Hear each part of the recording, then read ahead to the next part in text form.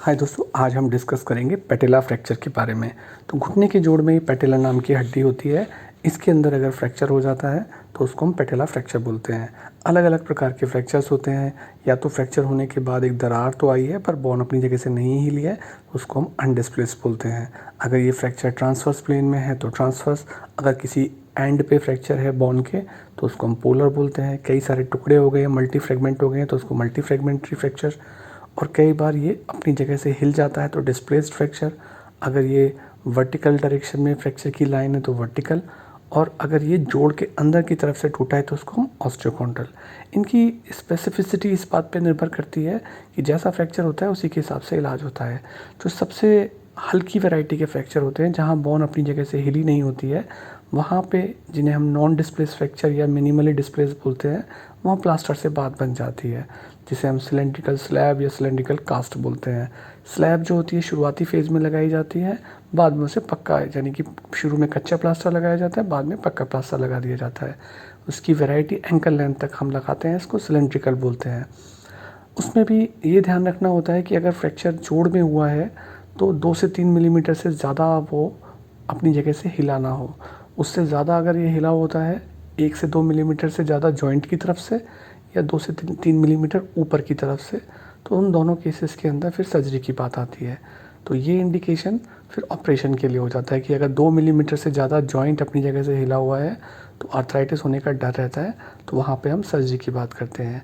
या जहाँ फ्रैक्चर हुआ है वहाँ ओपन घाव हो, वहाँ सर्जरी करनी पड़ती है। या हमारे जो ट्रांसवर्स फ्रैक्चर्स या वर्टिकल फ्रैक्चर्स, उन सब में सर्जरी की ज़रूरत पड़ती है। तो सर्जरी के लिए पहली चीज़ होती है टेंशन बैंड वायरिंग। इसमें ओपन करके 2 वायर्स लगा के, एक वायर के साथ साथ स्टील के वायर के साथ फिक्स कर देते हैं। कई बार यही काम सीसी स्क्रू यानी कि कैनुलेटेड स्क्रू के साथ हम फिक्स कर देते हैं और वायर से बांध देते हैं।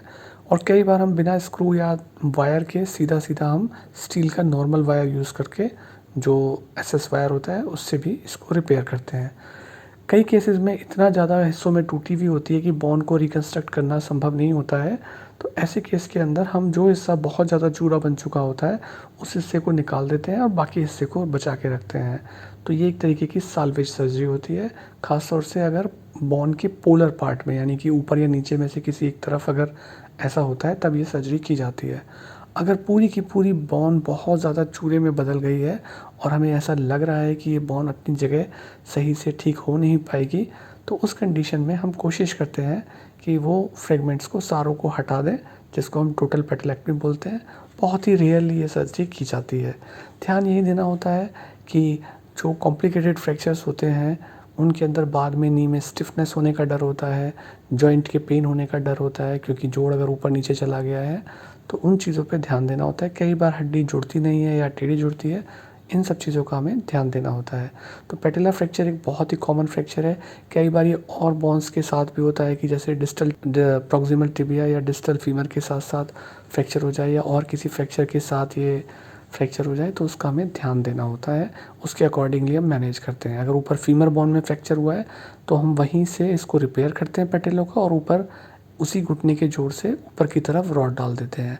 अगर नीचे भी फ्रैक्चर है तो नीचे भी उसी हिस्से से हम छोटे से ही एक इंसिजन से वहाँ नीचे भी रॉड डाल देते हैं।